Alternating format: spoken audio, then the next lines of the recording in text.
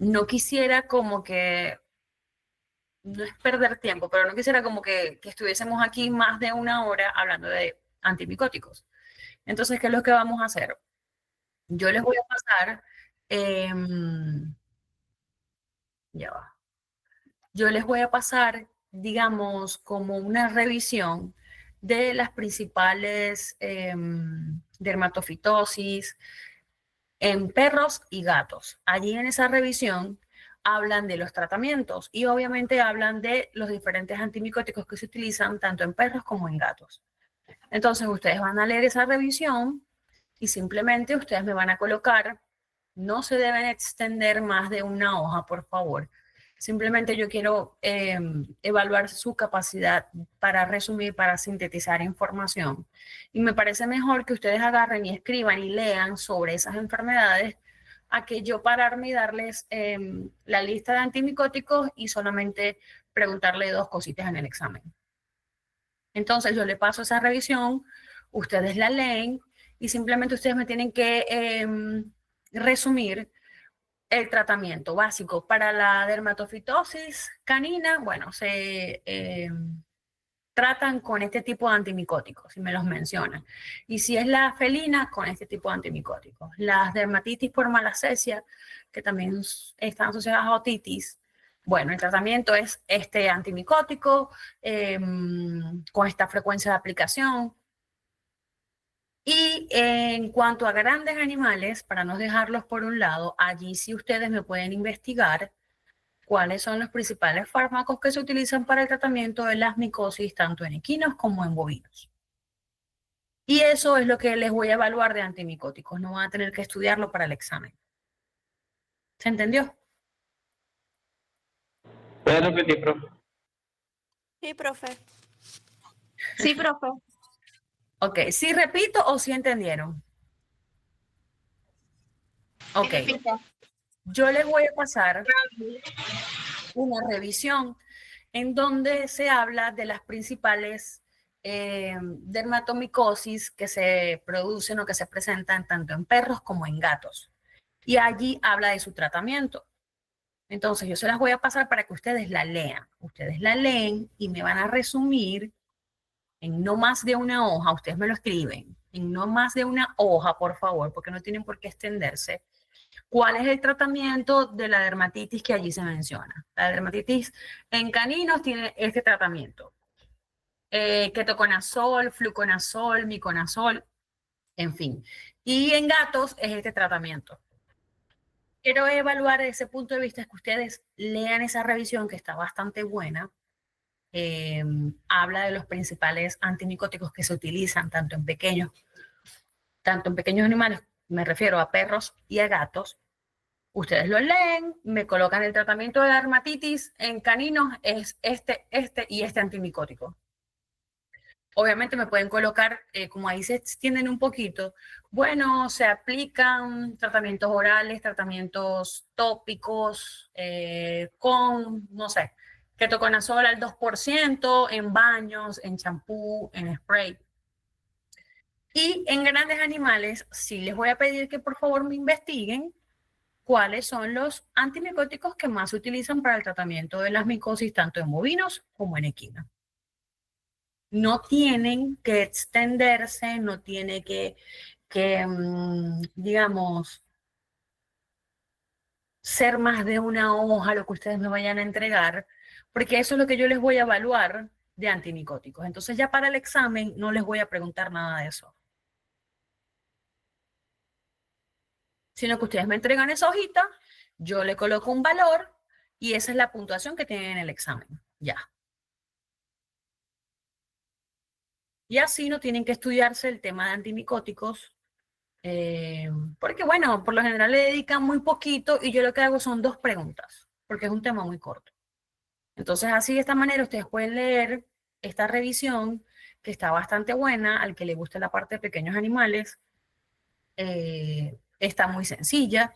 Entonces al leerla les queda mucho más y al escribirlo mucho mejor. Que simplemente preguntarles, menciónenme 2 antimicóticos. ¿Sí me entendieron? Sí, profe. Sí, profe. Sí, por lo general, porque antimicóticos es un tema muy corto. Entonces, siempre se les pregunta, menciónenme 2 antimicóticos sistémicos, menciónenme 2 antimicóticos para el tratamiento, no sé, de dermatofitosis en grandes animales. Entonces, en ocasiones ustedes leen, le dedican un poquito más de tiempo, se aprenden los nombres y listo. Entonces, prefiero que lean, que tengan esta revisión, que está un poquito más extensa, la pueden leer y pueden hacer un resumen. Y allí yo voy a ver si ustedes captaron la idea de cómo son los tratamientos tanto en perros como en gatos. Porque varía. Profe, Ah, Asdrúbar dice que no puede entrar.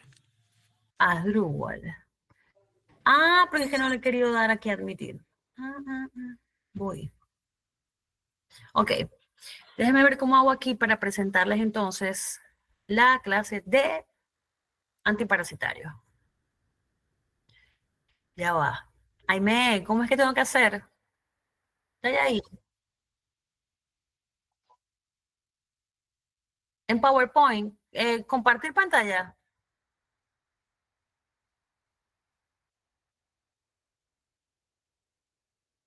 La que hice presentar ahora. Ok. Sí, ya la vi.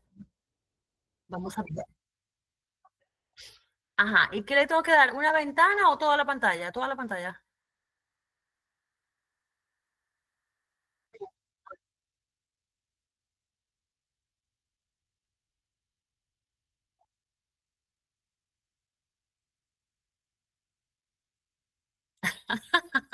Vamos a darle una ventana a ver qué tal. Ok, aquí está la clase. Ahí está.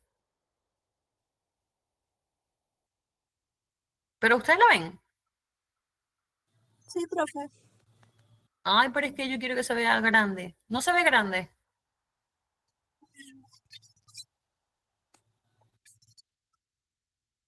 Voy para ver, ya va. ¿Ya?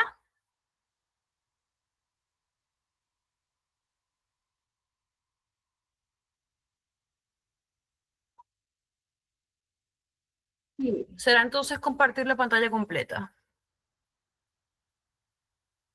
Ya va, que me están tocando un timbre aquí, pero ya no, se fueron, lo tocaron y se fueron. A ver, voy otra vez. Aquí, a ver, presentar ahora sobre la pantalla, pero bueno,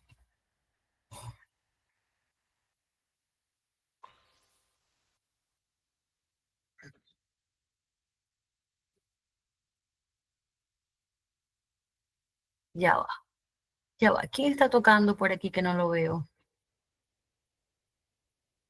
Ajá, Luis y Andrea. Ajá, ahora ¿cómo hago aquí? Abro aquí PowerPoint, será. Me dicen si la ven completa. Ahora sí. Bueno, por favor, si tiene el teléfono y alguien más quiere entrar, le dicen que por favor tenga paciencia porque tengo que salir para volver a meterme en la página o hasta el Meet, en fin. Bueno, hoy vamos a hablar de antiparasitarios. Yo les estaba preguntando si ustedes ya tenían alguna idea sobre parásitos, si tienen más o menos algún tipo de conocimiento, porque lo lógico es que ustedes hubiesen visto parasitología antes de ver antiparasitarios, para que entiendan un poco más.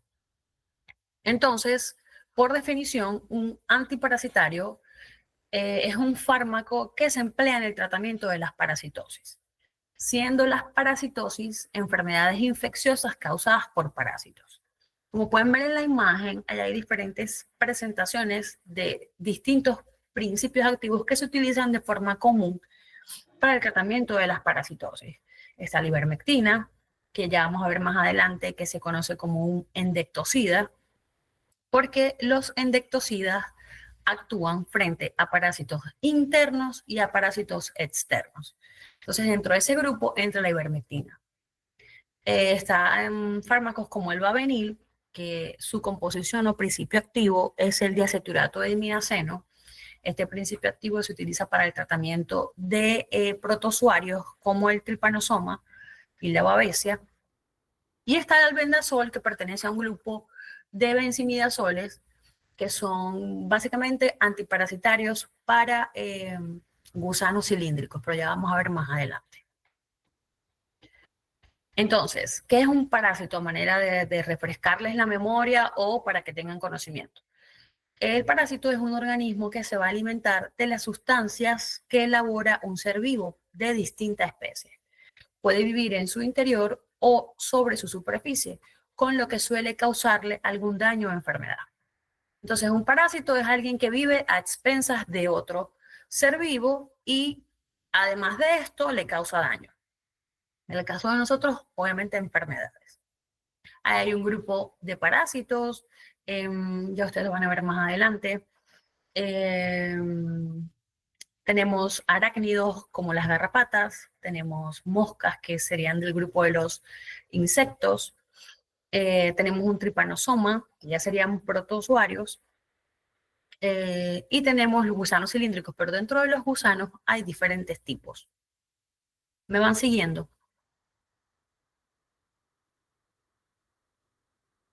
Sí, pero Sí, Sí saben más o menos cómo es un gusano. Ustedes han visto una larva cilíndrica, sí la han visto, ¿no? En algún momento. sí, como hay una que es, creo que es Toxacara, Ajá. que es muy común verla en el vómito de los animales que tienen parasitosis, tanto perros como gatos, creo. Sí, sí, sí. Sí, son gusanos cilíndricos. Pero también hay gusanos aplanados dorsoventralmente, segmentados. Eso ya lo van a ver más adelante. Creo que el Dipilidium caninum es uno de ellos. Es aplanado y es segmentado. Yo no sé, ¿cómo? Exactamente. Las tenias también son gusanos aplanados dorsoventralmente y segmentados. Las teniasis son muy importantes porque son unas enfermedades zoonóticas, entonces hay que tener mucho cuidado. Dentro del grupo de todos los parásitos que vamos a ver, los cestos, que así se llaman porque son gusanos aplanados dorsoventralmente, son las parasitosis, digamos, de mayor riesgo, ya que son zoonóticas. Y en algunos casos el hospedador definitivo es el hombre. Bueno, ya cuando ustedes vean parasitología les van a explicar mucho mejor el ciclo evolutivo. Pero entonces a esas parasitosis hay que tenerle mucho, mucho cuidado. Y también hay gusanos, bueno, que le dice la literatura que son gusanos, pero estos son aplanados, pero no son segmentados. Yo no sé si ustedes han escuchado de la fasciola hepática.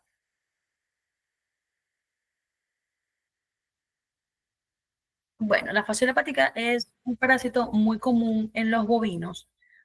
Tiende a parasitar el hígado de esos animales y tiene un ciclo evolutivo bastante complejo porque necesita de hospedadores intermediarios.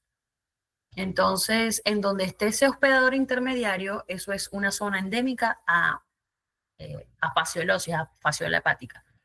Pero mientras no esté en la presencia del hospedador intermediario, que es un caracol, pues bueno, lo más seguro es que esos animales no tengan fasciola hepática. Pero eso ya lo van a ver más adelante, porque los parásitos algunos necesitan de un hospedador intermediario para poder desarrollarse y parasitar al hospedador definitivo. Ajá. ¿Qué tenemos que considerar antes de nosotros administrar un antiparasitario? Primero debemos saber qué tipo de parásito está presente. Porque como les acabo de comentar, hay parásitos que se ubican en el interior del animal y hay otros que están fuera del animal. En este caso serían garrapatas, pulgas, piojos. Y los que están en el interior del animal, hay unos que pueden ser gusanos cilíndricos, y dentro de los gusanos cilíndricos hay aquellos que se alimentan de sangre, que serían gusanos hematófagos, y gusanos que simplemente se alimentan de otro tipo de tejido, de sustancias, que no es la sangre. Tienen gusanos aplanados, como los céstodos, y pueden también tener tremátodos. Y además de esto, también puede estar siendo parasitado por un protozoario, ya sea trypanosoma, babesia, anaplasma, todos los géneros de Himeria, que son los que producen la coccidiosis, Giardia, a ver, entamoeba, todos esos protozoarios que afectan la mucosa gástrica e intestinal. Entonces, antes de nosotros dar un antiparasitario, debemos saber qué parásito tenemos presente.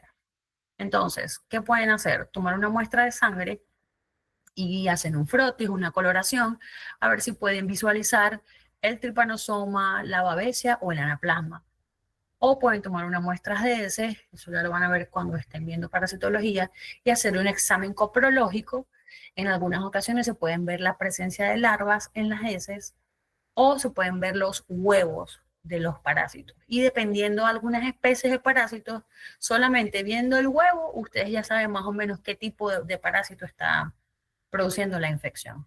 Entonces, es importante saber qué tipo de parásito me está produciendo el daño para yo poder seleccionar correctamente el antiparasitario.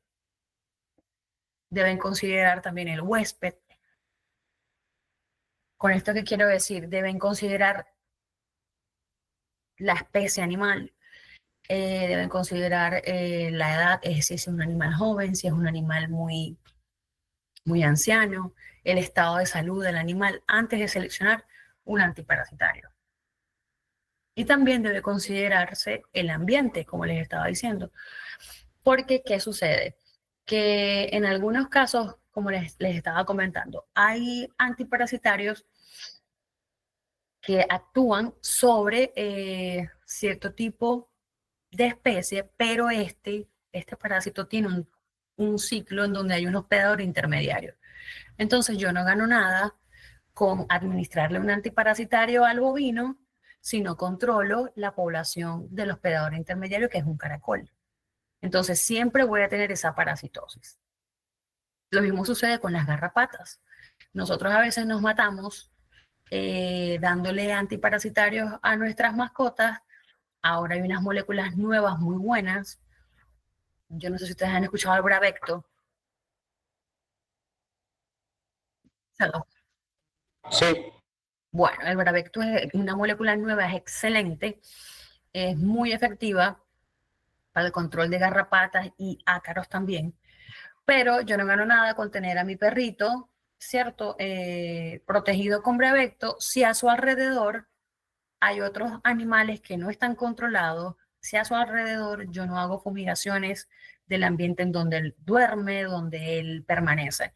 Porque las garrapatas tienen un ciclo también bastante complicado, en donde ellas no todo el tiempo están sobre el animal. En ocasiones ellas tienen que bajar y volver a subir el animal.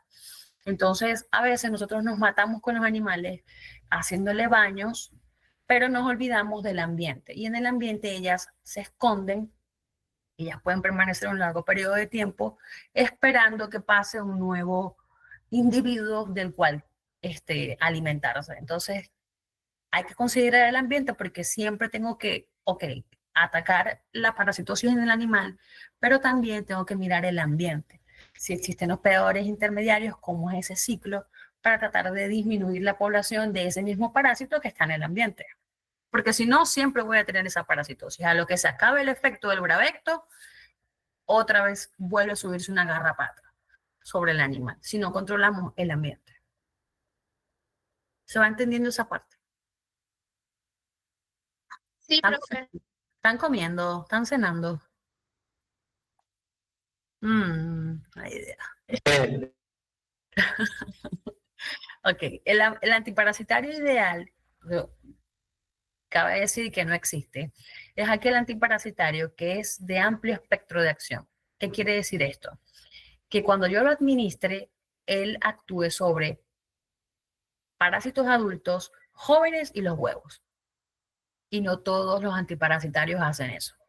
Que no afecte el ecosistema, porque se ha demostrado que en el caso de las ivermectinas, cuando estos se le administramos a los animales y salen en conjunto con las heces, se han dado cuenta que las poblaciones de escarabajos estercoleros han sido afectadas por la presencia de los residuos de ivermectina en las heces. Ustedes saben que esos escarabajos viven de esa bolita de estiércol que hacen su hogar allí y todo, y heces con restos de ivermectina han afectado a la población de este escarabajo. Entonces quiere decir que los residuos de esos antiparasitarios pueden afectar tanto la flora como la fauna. Es más, hay unos insecticidas que se utilizan que tienen un efecto residual muy grande y tienden a contaminar las aguas con el tiempo. Entonces afectan también la población de peces. Por eso es que se han dejado de utilizar. Muchos de ellos son los órganos clorados. Ellos los utilizaban mucho como pesticidas para el control de plagas, de insectos, pero la permanencia de ellos en el ambiente y en el agua hace que se contaminen acuíferos y entonces también se vean afectadas las especies que allí habitan. Entonces hay que también tratar de que el antiparasitario no sea tan tóxico para el ambiente. Que sea de fácil administración, que tenga antídoto en el caso de que se nos produzca una intoxicación, que tenga un rápido y un potente efecto y que sea de amplio margen de seguridad, es decir, que sea seguro para el animal. Entonces, es muy difícil conseguir un antiparasitario con todas esas características. Ok. ¿Cómo producen su efecto los antiparasitarios? Los antiparasitarios van a afectar 4 funciones básicas. La obtención de energía por parte del parásito, el bloqueo de la captación de glucosa o la síntesis de ATP, afectan la coordinación neuromuscular y ya de esta manera el parásito no puede moverse para cambiarse de sitio y seguir alimentándose o no puede mantenerse fijo en el sitio donde se alimenta. Hay unos que inhiben la síntesis de proteínas estructurales como el grupo de los benzimidazoles que inhiben a la tubulina y la tubulina forma parte de los microtúbulos y ellos forman parte de la estructura celular de estos parásitos de los gusanos. Y hay unos que afectan la reproducción del parásito. Es decir, habrá ciertos antiparasitarios que afectan la obtención de energía, habrán unos que afectan la coordinación neuromuscular y así sucesivamente. Otros que afectan la reproducción del parásito. Pero lo que me interesa es que ustedes sepan es que ellos producen su efecto a través de estos 4 mecanismos. Yo por lo general esto siempre lo pregunto. Este es un cuadrito en donde está como un resumen de los diferentes mecanismos de acción. Hay fármacos que son estimulantes de receptores nicotínicos, como el pirantel, el levamisol. Hay fármacos como las avermectinas, que estimulan la apertura de canales de cloro. Eso lo que va a producir es hiperpolarización y va a producir una parálisis rígida del parásito. Hay fármacos, como les había comentado, el grupo de los benzimidazoles, como el albendazol, el pemendazol, que inhiben la síntesis de proteínas estructurales, como es la tubulina. En fin, esto es un resumen de los diferentes mecanismos de acción. Ajá. Entonces vamos, ¿cómo se clasifican los parásitos para que puedan entender un poquito entonces los antiparasitarios? Los parásitos se clasifican en protozoarios, helmintos y artrópodos. Dentro de los artrópodos están los insectos, que serían las moscas, los tábanos, los mosquitos, y los arácnidos. Allí entran entonces las garrapatas y los ácaros. Dentro de los helmintos, que serían los gusanos, están los platihelmintos, que son los aplanados, están los tremátodos y los céstodos. Ambos son aplanados, solo que los céstodos son segmentados.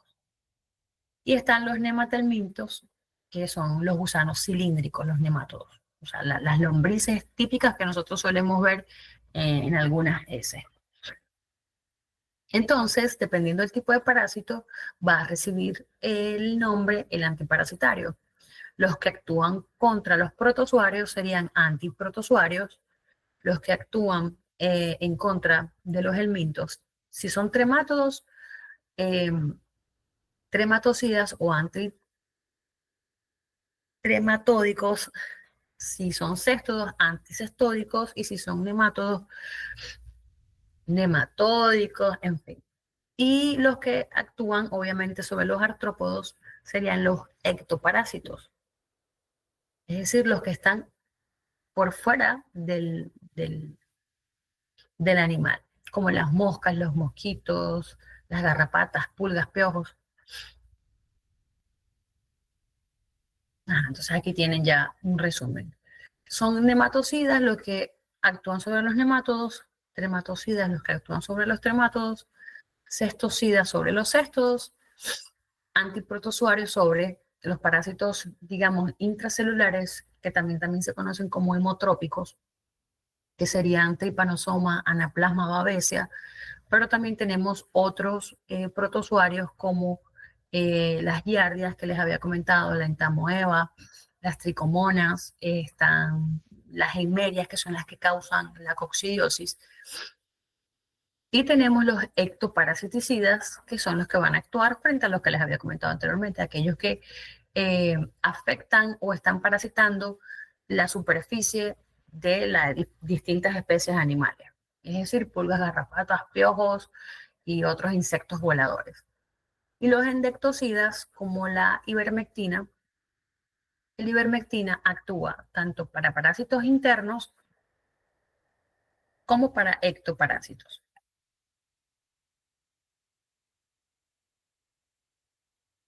¿Me van siguiendo? Entonces, vamos a comenzar un poquito de cada grupo. Yo se los hago en cuadros para que sea un poquito más resumido y bueno, sea más fácil para que ustedes estudien. Del grupo más grande de nematocidas, es decir, los que van a actuar frente a nemátodos, gusanos cilíndricos, está en la familia de los benzimidazoles. Yo creo que todos en algún momento hemos escuchado albendazol, mebendazol, fenbendazol. Ellos son los más utilizados. ¿Por qué? Porque son compuestos muy seguros y son también compuestos de bajo costo. Dentro del grupo de los benzimidazoles están los tiazoles, el tiabendazol y el cambendazol. Están los provenzimidazoles, que se llaman así porque son profármacos. Es decir, que el febantel tiene que biotransformarse, bioactivarse en hígado a fenbendazol, que es su compuesto activo.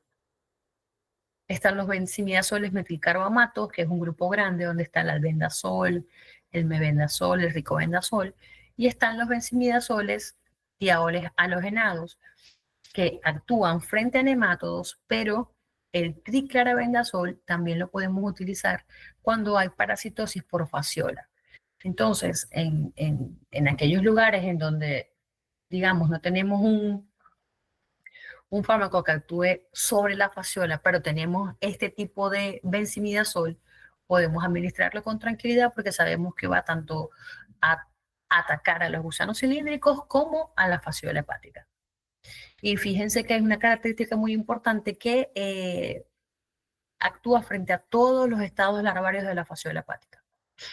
Es decir, frente a formas jóvenes y a formas adultas. En las vías de administración, antes de pasar allá, ¿cuál es el mecanismo de acción? Ellos inhiben la formación de microtúbulos, inhiben las enzimas responsables de la formación de ATP.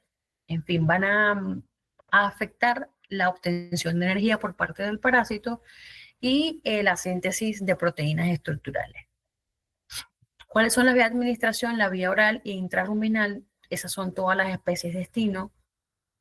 Actúan frente a parásitos adultos y algunos estados larvarios, es decir, que no son ovicidas, no van a matar los huevos. Y en cuanto a la toxicidad, ellos son muy seguros. Se pueden administrar cuando administramos dosis terapéuticas en animales jóvenes, seniles o animales enfermos. Son compuestos muy seguros. Pero en algunas especies, como en los ovinos, tienen efectos teratógenos y embriotóxicos. Entonces, no debemos utilizarlos en animales en gestación. Y cuando se produce algún exceso de la dosis, pueden llegar a producir anorexia, vómitos, desequilibrios y diarrea. Es decir, puede llegar a producir síntomas digestivos y síntomas nerviosos. Les dejo por acá la farmacocinética. Yo esto no lo pregunto, pero para que más o menos tengan una idea de cómo se produce la absorción, la distribución, el metabolismo y la eliminación. La mayoría de estos fármacos se metaboliza a nivel hepático y se elimina a través de la orina, a excepción de aquellos fármacos que son altamente liposolubles como las ivermectinas, las abamectinas, que tienden a eliminarse un poco también a través de las bilis, o sea, de las heces. Esto es un cuadrito, esto es un resumen para que vean que en ocasiones el rumen en cuanto a los antiparasitarios simplemente es un depósito. En el rumen, el albendazol, cuando ustedes lo administran a los animales, no tiene ningún tipo de acción farmacológica. El rumen es un reservorio. Allí en el rumen se absorbe, pasa al hígado, en hígado se transforma albendazol sulfóxido y albendazol sulfona, que son los compuestos que tienen actividad farmacológica, y luego nuevamente alcanzan el torrente circulatorio y luego allí se dirigen a abomaso e intestino, en donde son absorbidos y cumplen su efecto farmacológico. Este es un cuadrito de diferentes especies y las diferentes también especies de parásitos que los pueden afectar y los benzimidazoles que pueden utilizar.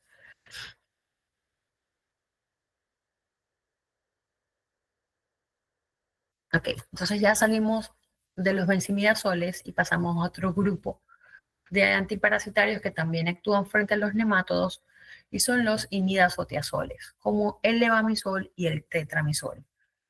El levamisol es un compuesto bastante efectivo y este también por lo general lo utilizan, bueno, lo utilizan no.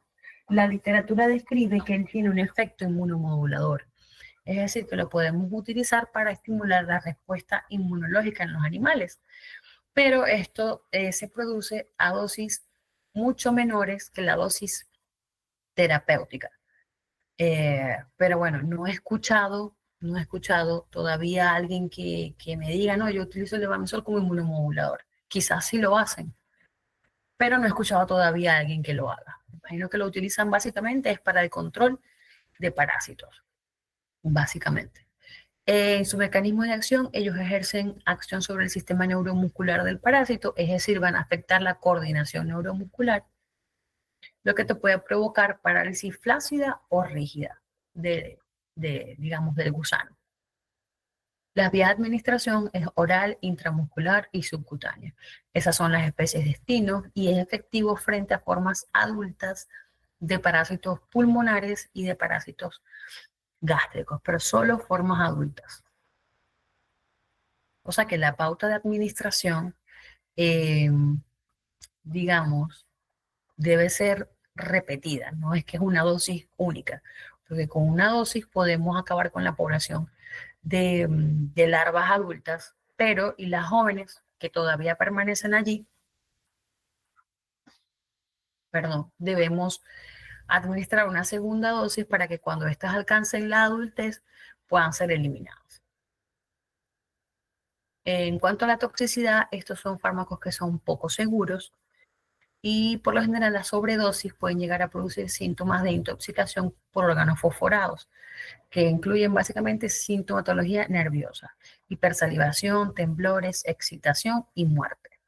Este tipo de fármacos no se utiliza ni en equinos ni en gatos. Primero, en equinos no se utiliza porque no es efectivo, tiene muy poca efectividad y tiende a producir efectos adversos muy severos, igual que en los gatos. Entonces, ¿para qué voy a utilizar un fármaco que tiene muy poca efectividad en una especie y que además me va a generar efectos adversos severos? Simplemente no se utiliza en equinos ni en gatos.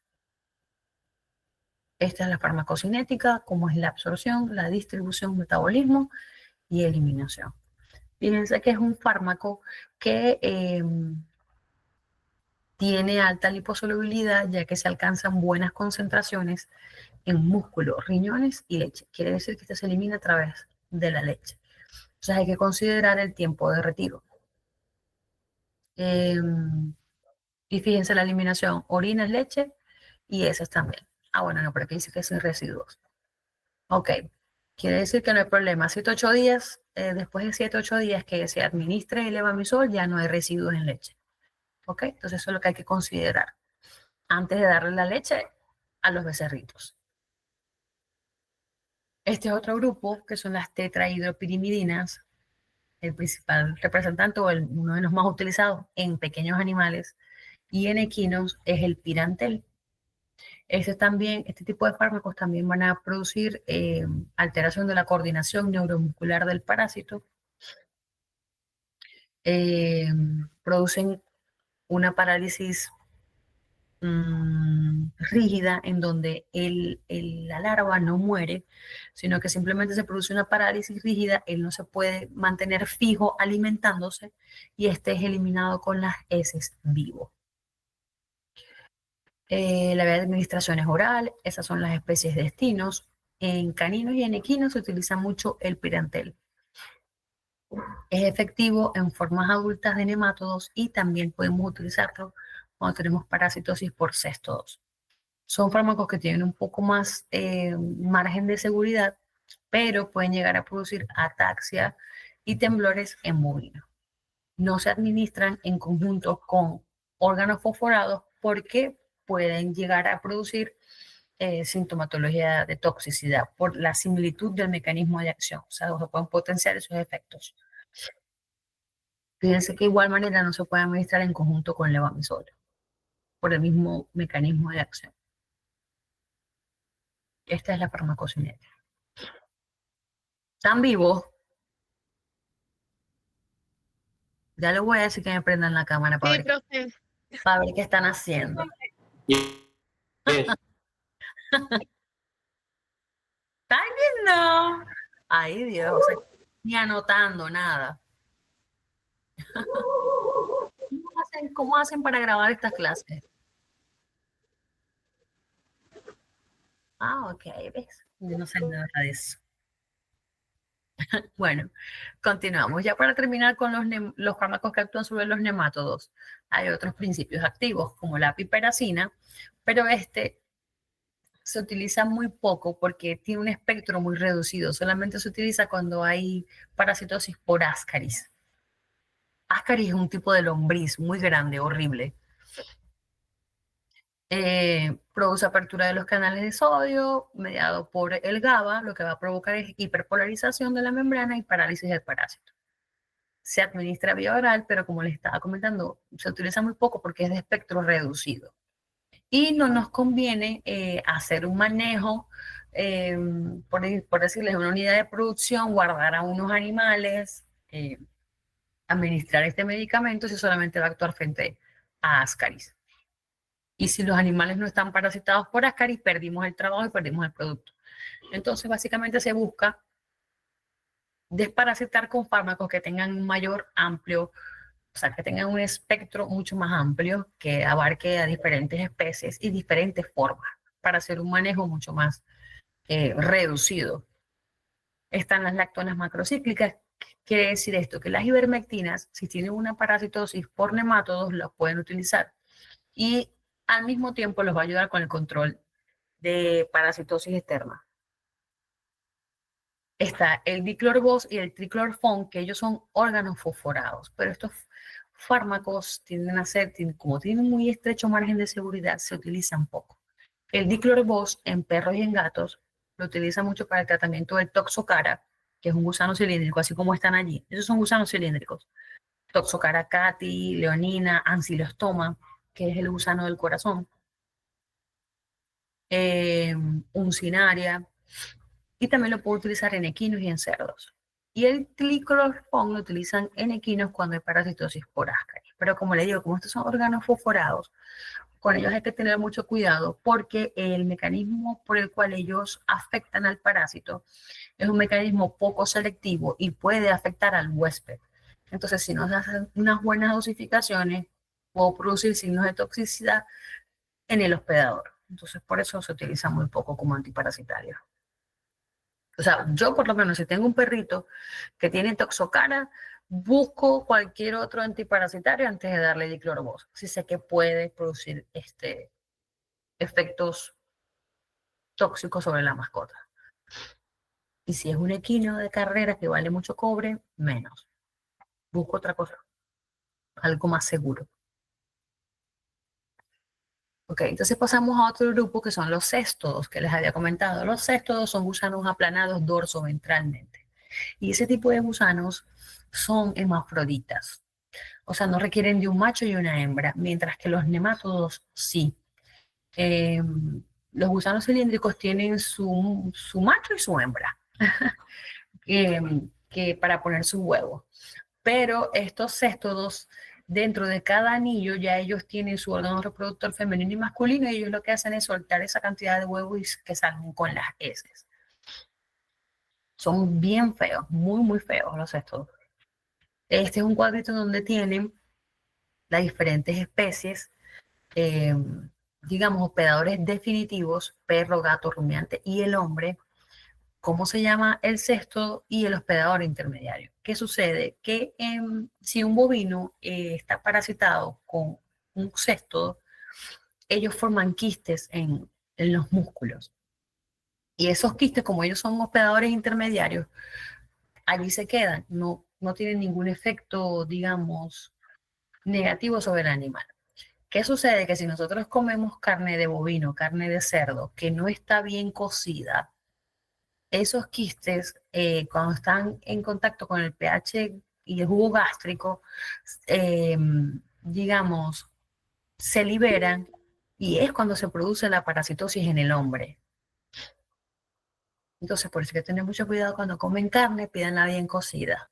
Déjense estar inventando que 3/4, que término medio, porque si son carnes que estén contaminadas con quistes de este tipo de céstodos, vamos a terminar siendo nosotros el hospedador definitivo de una tenia saginata. Y son parásitos bastante desagradables, que es lo que le dicen la solitaria. Ustedes nunca han escuchado ese nombre. No, y son enormes y están ocupando todo el intestino, o sea, en verdad son bastante desagradables. Y ellos están eliminándose constantemente con las heces. Entonces, si no hay una buena higiene, no se lavan bien las manos, no hay un buen manejo de los desechos, se pueden contaminar los instrumentos de la misma comida, las mismas manos, y entonces estamos todo el tiempo autoinfectándonos e infectando a los demás, o sea que es una parasitosis bastante severa. Y hay una enfermedad que se llama cisticercosis cerebral, que es cuando esos quistes se alojan en el cerebro, y eso tiene un pronóstico bastante desfavorable. Eso lo van a ver cuando lleguen a epidemiología. Pero para que lo tengan en consideración, lo importante que es esta parasitosis. Ok, dentro de los cestocidas, los fármacos que van a actuar frente a céstodos, tenemos el praziquantel, que es el más utilizado. Es más, para cachorros, he visto que hay muchas formulaciones que mezclan el praziquantel con otros principios activos. Y eso es factible, se puede hacer, que uno busque una forma farmacéutica o una especialidad farmacéutica que mezcle, que contenga varios principios activos, uno para céstodos, uno para nemátodos, para que sea mucho más efectivo y segura la desparasitación. El praziquantel va a alterar el flujo de calcio intracelular y va a afectar la motilidad del céstodo. Básicamente afecta la coordinación neuromuscular. Produce parálisis espástica. Espástica quiere decir que es una parálisis rígida del parásito. Las vías de administración oral intramuscular subcutánea, esas son las especies destinos y ese es el espectro. Son escolicidas, tenicidas y actúan contra los cisticercos del Dipylidium, Tenia, Anoplocéfala, Moniaceae. Y en cuanto a la toxicidad, se ha reportado sensibilidad cutánea y posible teratogenicidad en tratamientos prolongados. No se administra en cachorros ni en gatitos. Se procura combinarlos con Febantel para disminuir la dosis. En algunas ocasiones, cuando se combinan principios activos, es para potenciar el efecto de uno con el otro o simplemente para disminuir la dosis de uno que es, digamos, hepatotóxico, neurotóxico, nefrotóxico, como sucede con los antimicóticos. Hay antimicóticos como la grisofulvina, la anfotericina B, que son antimicóticos que tienen, o sea, un amplio metabolismo hepático, pero son demasiado hepatotóxicos y nefrotóxicos. Entonces, para poder tratar una micosis sistémica, y lo voy a utilizar, yo lo combino con otro antimicótico, como un ketoconazol, para disminuir la dosis de la anfotericina B, porque son demasiado tóxicos. Por eso cuando se va a tratar... Profe, ay, Ah, dígame. no, siga, bueno, yo he escuchado sobre un desparasitante que se llama Trisac, Ajá, que tiene Febantel, ujú, Pirantel y Praziquantel. ajá. Y en el caso de los gatos, no les ha pasado nada, pero he escuchado de personas que se los dan a cachorros, a perros, no, a perros, y Ujú. les da mucha diarrea. Pero hay que ver esos cachorritos, qué edad tienen y qué tanta carga parasitaria también tienen ellos. Ah, ok. Porque a veces no es lo recomendado cuando hay altas cargas parasitarias hacer una desparasitación con múltiples principios activos y con dosis muy elevadas. Entonces habría que indagar a ver qué, qué edad tenían esos cachorritos y qué tanta carga parasitaria tenían. Ah, ok, ok. Pero cuando hacen esas combinaciones, son fármacos mucho más seguros, porque tratan de combinar el mecanismo de acción de uno con otro, porque es decir, uno me afecta o me ataca a los nemátodos, otro me ataca a los cestos, y tengo un tercer principio activo que, digamos, es más efectivo, pero es más tóxico. Entonces, de ese le bajo la dosis y la combinación de los tres hace que sea mucho más efectiva la desparasitación.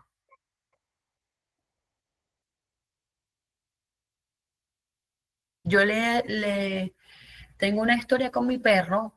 Yo tengo un bulldog francés que le estoy buscando novia, por si acaso alguien tiene una novia por ahí.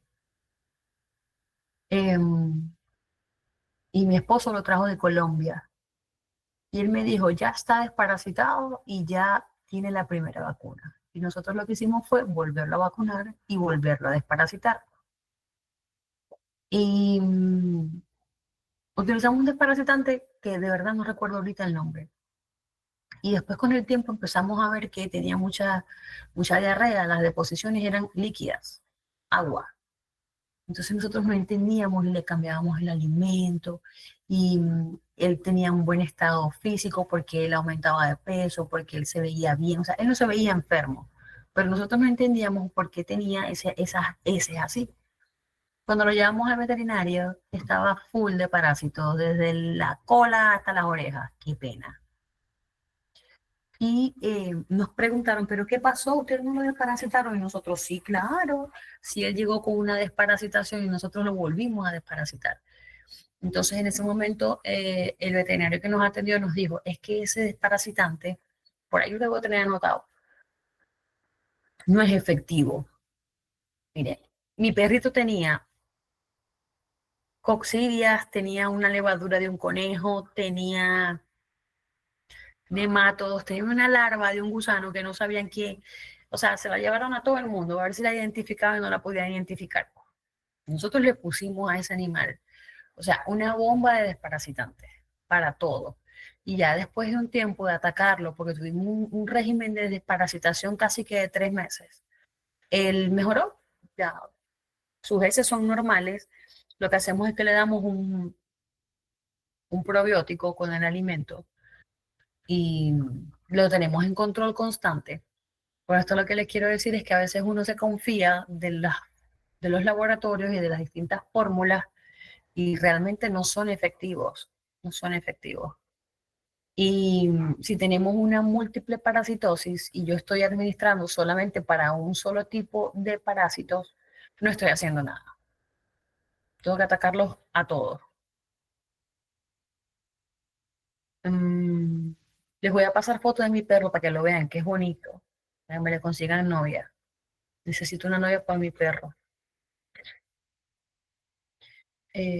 A ver, continuamos con los cetocidas, pasamos a la niclosamida. La niclosamida inhibe la fosforilación oxidativa del parásito. Se administra vía oral, se elimina a través de las heces. Es muy utilizado en perros y en gatos cuando hay parásitos por tenia. y se administra a dosis única porque tiene efecto hepatotóxico y nefrotóxico.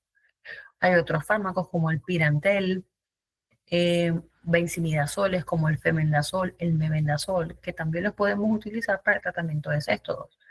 Mebendazol y femendazol en perros y gatos. Si tengo una parasitosis por céstodo, también me va a ayudar. Un femendazol en ovinos y en bovinos cuando hay parasitosis por céstodos. Por eso es que los albendazoles son muy utilizados, porque tienen un espectro amplio, además de ser económicos. Pasamos a los trematocidas, que son los fármacos que actúan sobre los tremátodos. Allí está un tremátodo, es la fasciola hepática. Ella es así, de ese colorcito. Ella es hematófaga, ella se alimenta de sangre, se fija ahí en el hígado de los bovinos. El principal representante de este grupo de trematocidas es el closantel, que es una salicilanida. Inhibe la fosforilación oxidativa a nivel mitocondrial en el parásito, es decir, que afecta la captación de la síntesis de ATP, perdón. Esas son las vías de administración, oral y subcutánea. Actúa frente a formas adultas y jóvenes de fasciola hepática, y puede actuar frente a algunos nemátodos hematófagos. En los ovinos hay un nemátodo hematófago, creo que se llama Aemonchus contortus, que eso es un dolor de cabeza para los productores de ovinos, porque es que es resistente a la mayoría de los antiparasitarios y produce unos cuadros anémicos y unas hipoproteinemias en los animales que no saben qué hacer. Últimamente, lo que ha surtido efecto contra estos nematodos hematófagos es la moxidectina, que es una molécula nueva del grupo de las abemectinas. Pero es difícil porque también los parásitos desarrollan resistencia. Entonces, como no utilizamos los desparasitantes como corresponde, sino que simplemente ponemos lo que hay y si no actúa frente a lo que tenemos, no importa, buscamos otro. Dosificamos de igual manera a todos los animales, no rotamos los antiparasitarios. Entonces, estos microorganismos desarrollan resistencia. Entonces, cuando hay esas parasitosis masivas en los ovinos, cuesta mucho controlarlas y ese es un parásito bastante complicado, el Aemonchus contortus, un dolor de cabeza. La salicilanida es un compuesto seguro. Los rumiantes son mucho más resistentes que el resto de los pequeños rumiantes. Y en caninos se ha descrito que puede llegar a causar neuritis óptica, el closantel, ceguera y somnolencia. Y el tratamiento en casos de intoxicaciones es la albúmina intravenosa. Y eso tiene un porqué. Porque este se une en un 90% a la albúmina, a las proteínas plasmáticas de la sangre. Entonces, si tengo una alta cantidad circulante de closantel, puedo administrar albúmina intravenosa, que la fracción que quede libre se una nuevamente a esa albúmina y ya se deje de producir el efecto tóxico. Otros compuestos están los compuestos nitrofenólicos, bifenólicos, como el nitroxinil. También inhiben la fosforilación oxidativa, privando de energía al parásito. Se administran vía subcutánea, intramuscular. Esas son las especies destino. Fíjense que están los elefantes, que son animales silvestres. Actúa frente a formas adultas y juveniles de fasciola hepática. Y lo único que puede producir que se ha descrito es inflamación en el sitio de administración. Otros trematocidas está el clorsurón, el triclarabendazol, que se los comenté al principio, y el fluendazol.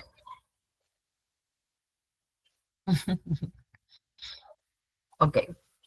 Pasamos a los antiprotozoarios. Dentro de los antiprotozoarios están las diamidinas. Las más comunes son el divinaceno aceturado y el imidrocarp. Ellos básicamente van a inhibir la replicación genética, en este caso el tripanosoma de la babesia.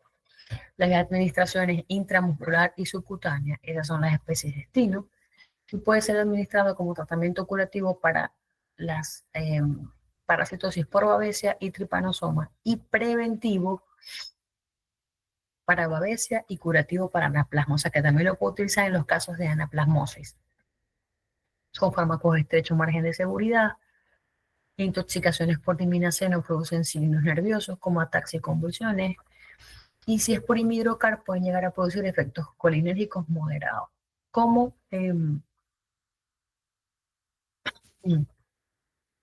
hipersalivación y otros más adelante. A ver, ambos producen hipoglicemia, hepatotoxicidad, hipotensión. Es por eso que no se deben colocar vía intravenosa, se colocan vía intramuscular profundo. Las dosis curativas y preventivas básicamente se refieren a cantidad de dosis, cantidad de miligramos. Si yo quiero una dosis curativa, administro, digamos, una dosis un poco más elevada, y si quiero administrar una dosis preventiva, administro una dosis mucho más baja. Están las fenantidinas como el isometamidium, que tienen el mismo mecanismo de acción que las diamidinas, pero este es más específico frente a trypanosoma, Evance y congolense. Tienen amplio margen de seguridad y al igual que las diamidinas no se administra vía intravenosa, sino que se administra vía intramuscular profundo. Es curativo y preventivo frente a casos de trypanosoma, dependiendo de la dosis. Si es un tratamiento curativo, la dosis va a ser siempre mucho mayor que un tratamiento preventivo. Allí tienen un trypanosoma, ahí tienen un anaplasma dentro de un neutrófilo. Están otros compuestos como el bromuro de omidio y el bromuro de tiridio, que son también activos frente a trypanosoma. Se administran vía intramuscular profundo y confieren protección de 3 a 4 meses, así que también lo podemos utilizar como preventivo.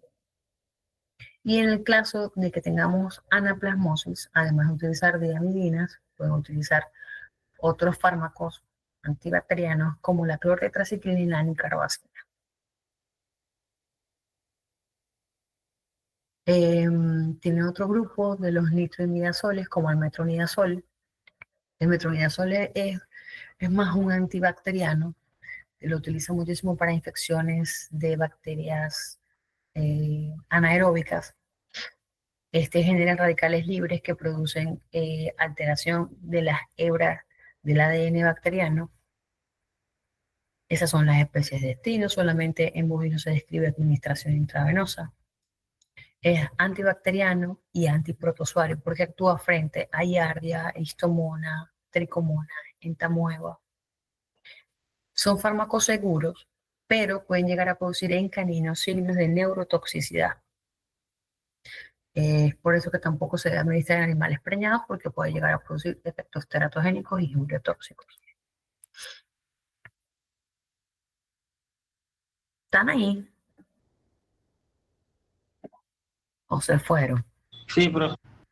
Aquí andamos. Sí, profe.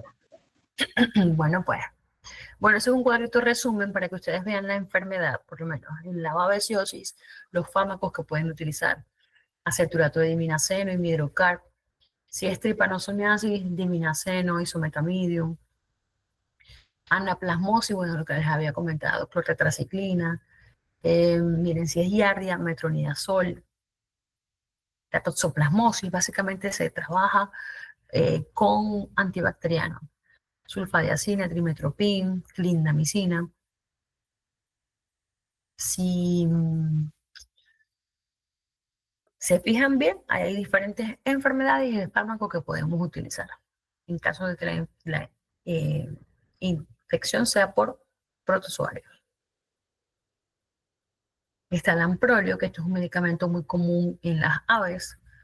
Este inhibe la incorporación de tiamina, impidiendo la multiplicación de los merozoitos. Se utiliza mucho también para el tratamiento de la coccidiosis en avicultura. Esas son las especies de destino. Actúa frente a Eimeria, que son las oxidias. La toxicidad que puede llegar a producir es que también afecte la incorporación de tiamina por parte del hospedador, y entonces esto produzca sintomatología nerviosa que conlleva a convulsiones y muerte.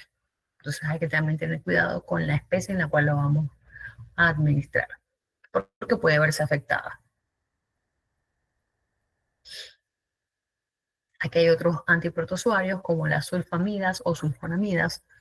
Estos son antibacterianos. Ellos inhiben la síntesis de purina y la replicación de ADN de la bacteria, pero básicamente los utilizan como anticoccidiales en aves, ovinos, bovinos, perros, gatos. Están los nitrofuranos, como la furazolidona y la nitrofurazona, y el toltrazolid, que es muy famoso, que es un derivado de las triacinas, que es súper bueno para el tratamiento de la coccidiosis del ganado, de las ovejas, cerdos, gatos, perros. Este actúa sobre la fase sexual y asexual del coccidio y de la isóspora. Se utiliza básicamente como tratamiento terapéutico, más no profiláctico. Este no va a prevenir que le dé coccidiosis al ganado. Y este no es ni antibacteriano ni antimicótico, netamente es antiprotozoario. O sea, directamente actúa sobre los coccidios. Es muy bueno. Ok. Pasamos a los endectocidas y en este grupo están las lactonas macrocíclicas, como las avermectinas y las milbemicinas. Las avermectinas se derivan de la Streptomyces avermectilis, como son la ivermectina, selamectina, doramectina, y las milbemicinas del Streptomyces aureolacrimosus, que es lo que le estaba comentando hoy hace ratico, que son nuevas moléculas como la milbemicina y la moxidectina. Estos son fármacos que son altamente liposolubles. ¿Cuál es el mecanismo de acción? Incrementan la permeabilidad al ion cloro, lo que va a producir hiperpolarización de la célula y produce un efecto paralizante. Aunque la literatura también cita que ahora está asociado el mecanismo de acción a los receptores de glutamato. Es decir, que estimula al glutamato y se produce entonces esa hiperexcitabilidad en la célula. No se sabe por qué, pero en cuanto a efectividad, es mucho más efectiva la moxidectina que la ivermectina. Y básicamente tiene el mecanismo de acción idéntico. Entonces, muchos atribuyen a que habrán otras propiedades que aún no se conocen. Esas son las especies destinos y ese es el espectro antiparasitario. Actúa frente a formas adultas y larvas de nemátodos y artrópodos. Y en cuanto a la toxicidad, ellos son fármacos de amplio margen de toxicidad, solo que en aquellas razas sensibles, como las razas coli y las provenientes de sus cruces, van a ser, digamos, las más afectadas en los casos de una intoxicación por lactonas macrocíclicas.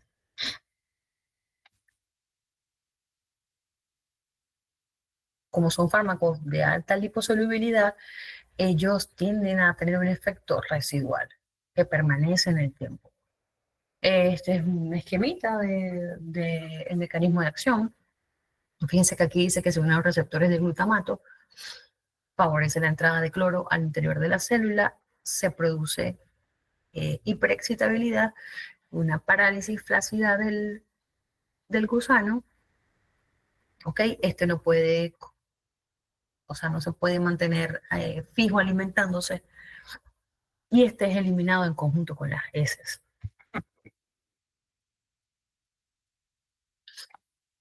Ok, esos son algunos espectros de acción de las lactonas macrocíclicas. La ivermectina la podemos utilizar para tratar la sarna sarcóptica, la milbemicina para tratar la demodicosis, la selamectina se utiliza en perros y gatos para el tratamiento de la pulicosis. La pulicosis es la infestación por pulgas. La moxidectina también se puede utilizar como insecticida y acaricida. Y en cuanto a la toxicidad, que solo van a ver en el bloque de toxicología, son fármacos muy seguros, pero en aquellas razas sensibles como las del coli, lobo siberiano, fila brasilero y todos sus cruces, se pueden presentar sintomatología nerviosa, temblores, ataxia, debilidad, depresión, muerte. ¿Y por qué ellos son, digamos, más susceptibles? Porque estas razas tienen una deficiencia en la glucoproteína P, que es una bomba de exoflujo, es decir, es una bomba que va a permitir sacar, ok, la ivermectina para que no atraviese la barrera hematocefálica. Pero si ellos no tienen esta glucoproteína, la ivermectina atraviesa la barrera hematocefálica y produce esa sintomatología nerviosa. El tratamiento por lo general siempre es un tratamiento de soporte sintomático, tratamiento que se vaya presentando, perdón, signo que se vaya presentando, sino que vamos tratando. Ya entramos a la última parte, que es la parte de los ectoparasiticidas. Esta es una parte muy chévere porque todos en algún momento hemos escuchado sobre el amitraz. Hay ectoparasiticidas neurotóxicos y hay unos que son no neurotóxicos. Me estoy refiriendo que son neurotóxicos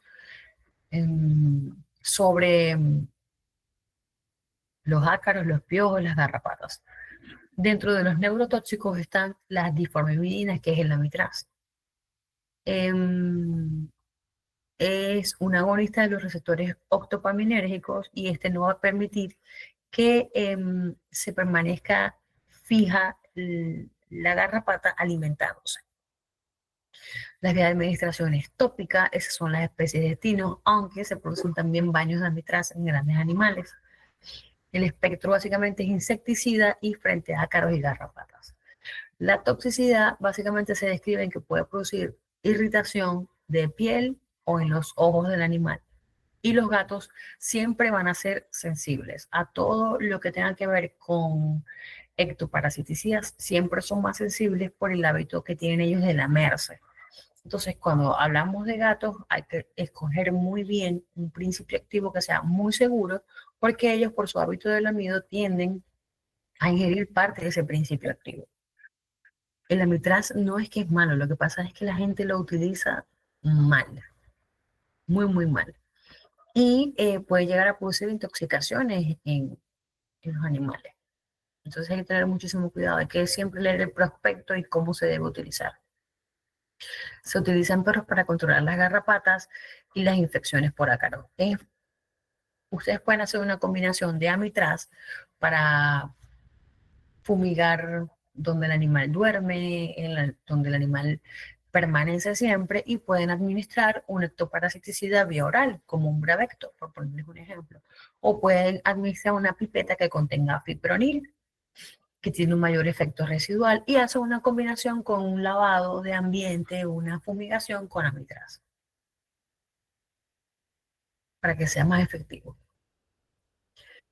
Están otros ectoparasiticidas neonicotinoides. Básicamente estos son insecticidas, esto es para controlar los insectos y las pulgas adultas.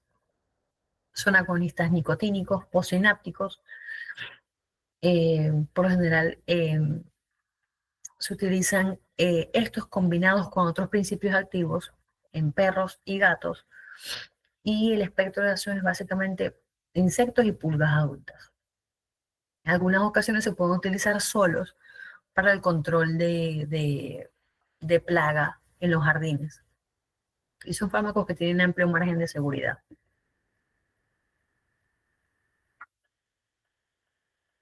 Cuando lo administramos en combinación con otros principios activos, las pulgas al alimentarse lo van a ingerir y mueren entre 15 a 30 minutos.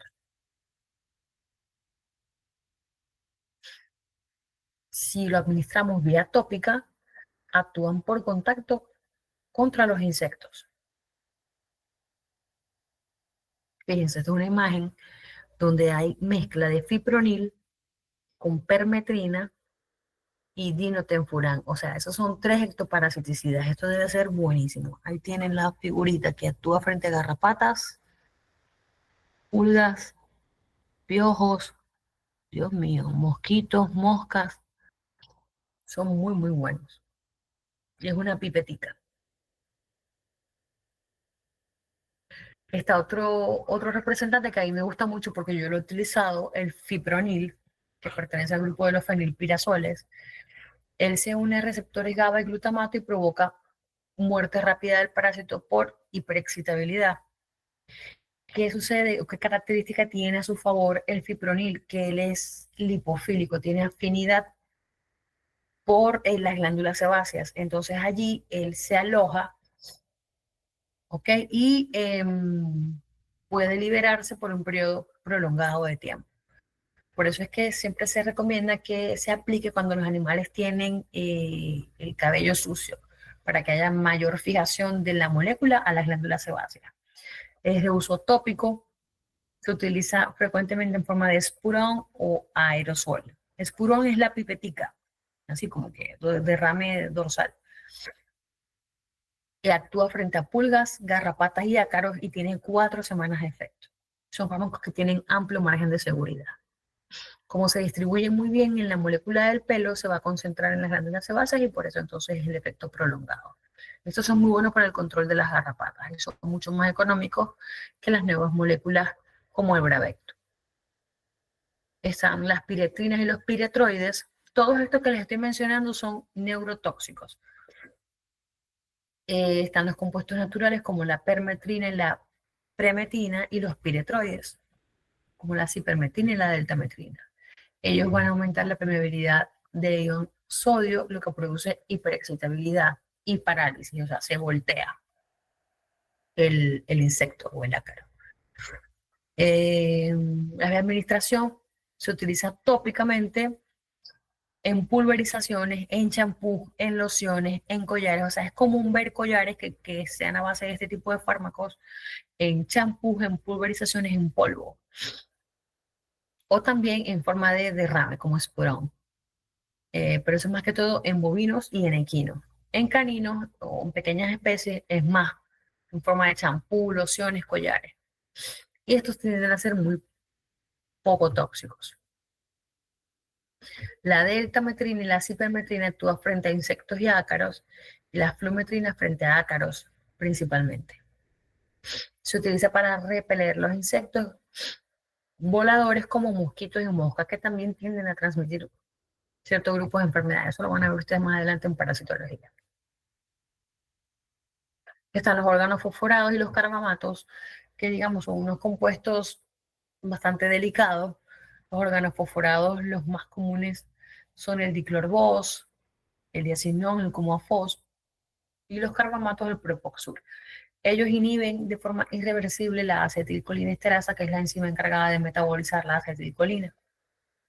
Pero no es selectivo el mecanismo de acción, entonces también inhiben de forma irreversible la acetilcolinesterasa del hospedador.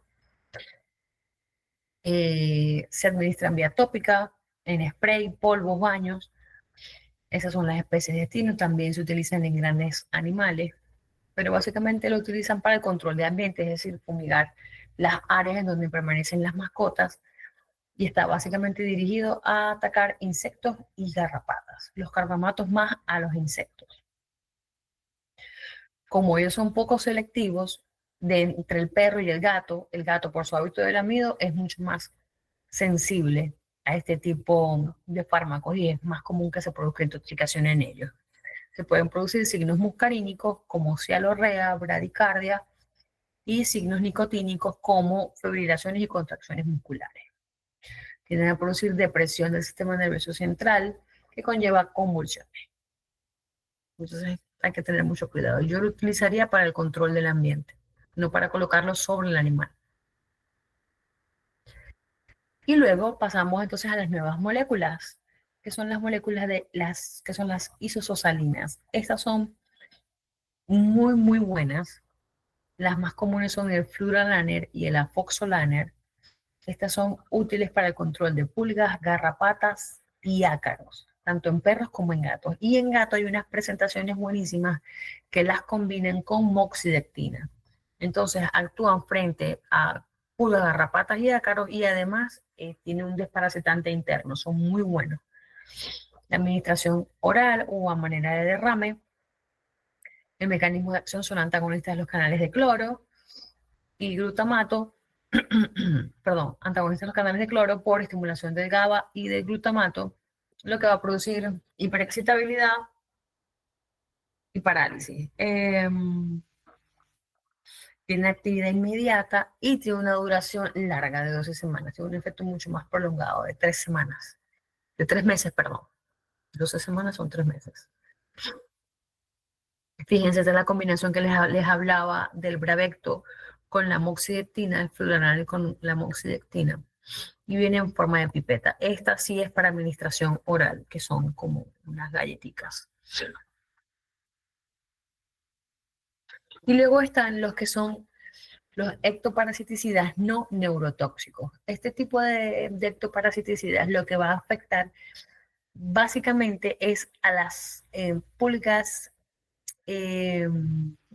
inmaduras. O sea, lo que hace es inhibir el crecimiento de esa pulga. Si tenemos una pulga pequeñita, él actúa sobre estas pulgas e impide que ella se desarrolle y alcance el estado maduro que la lleve a poner huevos. Es por eso entonces que este tipo de ectoparasiticidas siempre los combinan con otros fármacos o con otros principios activos que actúen frente a las formas adultas, porque yo te acabo a las pequeñas, impidiendo que ellas lleguen adultas. Pero, ¿qué pasa con las adultas que ya están y están poniendo huevos? Entonces siempre se combinan con otro tipo de principios activos que afecten a las formas adultas. Entonces están los inhibidores del crecimiento o del desarrollo parasitario y son el metropeno y el lufenuron. El metropeno es un análogo de una hormona juvenil y va a inhibir el desarrollo de esas fases inmaduras, no van a alcanzar en su fase adulta. Se administra en vía tópica o en forma de espurón y el lufenuron es una benzoil. Ay, eso se me olvida, el nombre es complicado. Benzoilfenilúreas y es un inhibidor de la síntesis de quitina. La quitina es, digamos, la precursora de la cutícula de las pulgas en general. Entonces, este no puede crecer, no puede desarrollarse. Y muchos de estos fármacos o estos principios activos tienden a absorberse a través de la cutícula es que no es piel, es como una cutícula que tienen las garrapatas, que tienen las pulgas, más que todo para pulgas. Entonces por allí se absorbe y lo absorben por las dos vías, por a través de la cutícula y a través de la ingestión. Pero como les había comentado, estos son fármacos que se dice que son no neurotóxicos porque no afectan el sistema nervioso del parásito, pero sí afectan el crecimiento. Estos fármacos no van a permitir que estas pulgas alcancen sus formas adultas. Entonces, por lo general, siempre se administran en conjunto con otro principio activo que sí afecte allá las formas adultas que están presentes en el animal. Y son fármacos de amplio margen de seguridad. En el caso del lufenuron, este tiene 4 semanas de efecto. Y el metropeno actúa sobre los huevos y las formas inmaduras, o sea, las larvas. En el caso del lufenuron también se ha descrito que tiene acción fungicida, porque los hongos, la membrana celular de los hongos es a base de quitina. Entonces, algunas veces se utiliza el lufenuron como antimicótico.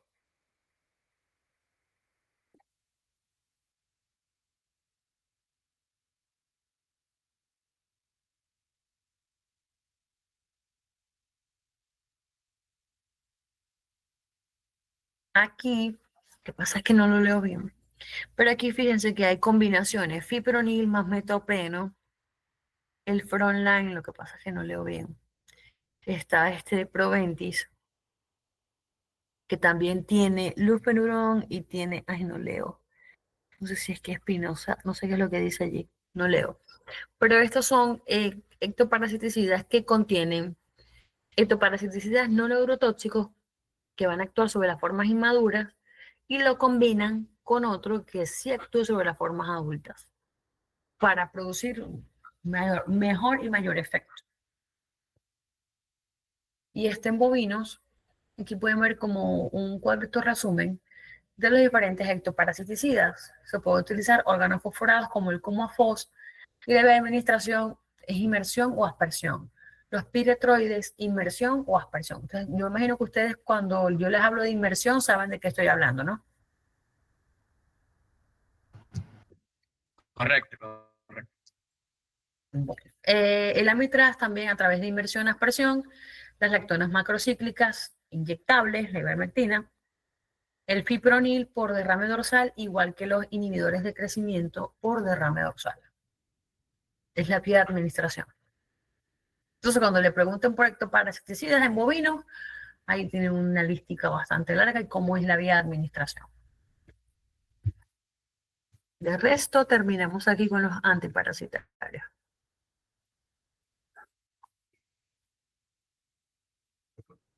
Ajá, ¿ya les quedó claro lo que tienen que hacer entonces con la parte de antimicóticos?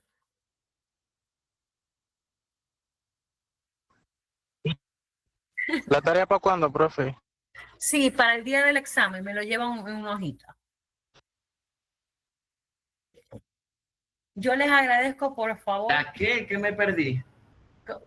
¿Qué hay que hacer? Yo no entendí tampoco, profe. Yo les voy a... Ahí me lo pasan. ¿Cómo?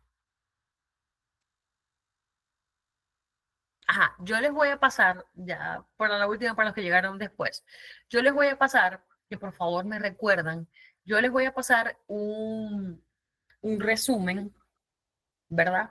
De los diferentes tratamientos para la dermatomicosis o la dermatofitosis, como le quieran decir, en pequeños animales, tanto en perros como en gatos.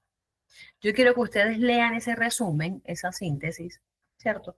Y en una hojita que no supere una hoja, porque no es necesario que se extiendan, ustedes van a leer ese resumen que yo les voy a pasar y ustedes van a colocar tratamiento para la dermatofitosis en caninos y colocan lo que allí en el resumen les dice.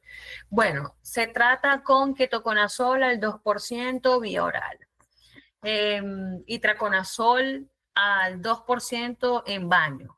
Lo que quiero es que ustedes lean el artículo, que está bastante bueno, y que me sinteticen cuál es el tratamiento tanto para perros como para gatos. Simplemente eso. En gatos yo no doy, no se coloca ketoconazol, sino que colocamos itraconazol porque es más seguro. Y lo aplicamos en baños 2 veces a la semana por tanto periodo de tiempo. Si es una dermatitis por malacesia, bueno, allí colocamos, ¿sí me entienden lo que les quiero decir? Colocamos o hacemos una combinación de, eso todo lo dice el artículo. Yo se los voy a pasar y ustedes lo van a leer. Y simplemente me van a decir cuál es el tratamiento para esa dermatofitosis o esa dermatomicosis, tanto en perros como en gatos. Y en cuanto a los grandes animales, sí les voy a pedir que me investiguen cuáles son los antimicóticos más comunes que se utilizan en el tratamiento de la dermatofitosis en bovinos y en equinos. ¿Se entendió? Sí. Totalmente. Eso ustedes en Sí, uno, profe, en uno, sí, profe. ¿ah? Sí, se entendió. Chévere, en una ustedes ponen su nombre, me colocan eso, no tiene que ser nada extenso, una hojita, lo escriben ustedes mismos, y eso es lo que les va a dar la nota para el examen. Yo no les voy a preguntar en el examen nada de antimicóticos, o sea, no lo van a tener que estudiar. ¿Y cuánto vale eso, profe, en el examen? No sé. Todo depende. Yo le daría como 3 puntos más o menos. 3 puntos, está bien. Es que es un tema muy corto. Entonces no les puedo dar más porque los otros temas son mucho más largos y como que más relevantes. Entonces ya por lo menos con eso, ustedes se olvidan de estudiar antimicóticos, sino que se sientan en un momentico a leerlo, no sé, en grupo, de a dos, en parejas, el novio con la novia, la amiga con el amigo, como ustedes quieran, y se sientan a leerlo. Lo que me interesa es que de verdad lo lean y que ustedes lo escriban y que lo analicen, lo piensen, porque está muy bueno. Y ya se tienen que olvidar de estudiar antimicóticos para la semana que viene. Solamente les va a ir gastrointestinal, antiparasitarios y les va a ir antiinflamatorios esteroideos.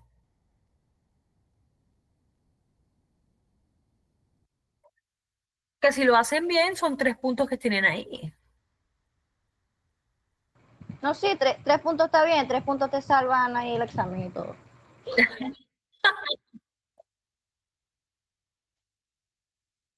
Entonces mañana me recuerdan, porque no lo voy a hacer ahorita, tengo que, no sé, ver qué hago, la cena, no sé. Ay, Dios, qué rico, sí. No, pero es mucho trabajo. No, Ay, bueno. no tenemos que hacer algo por la causa. No podemos ponernos tan gordos en diciembre. Mañana me acuerdan, por favor, en la mañana, para yo enviarles, creo que me falta es la clase de antiinflamatorios y les paso de una vez ese artículo que está bastante bonito. Por aquí no se puede pasar nada, no.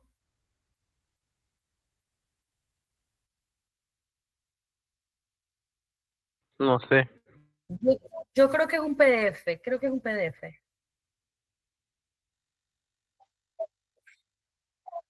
Bueno, déjenme ver, yo salgo de aquí y se los busco, a ver si se los envío de una vez.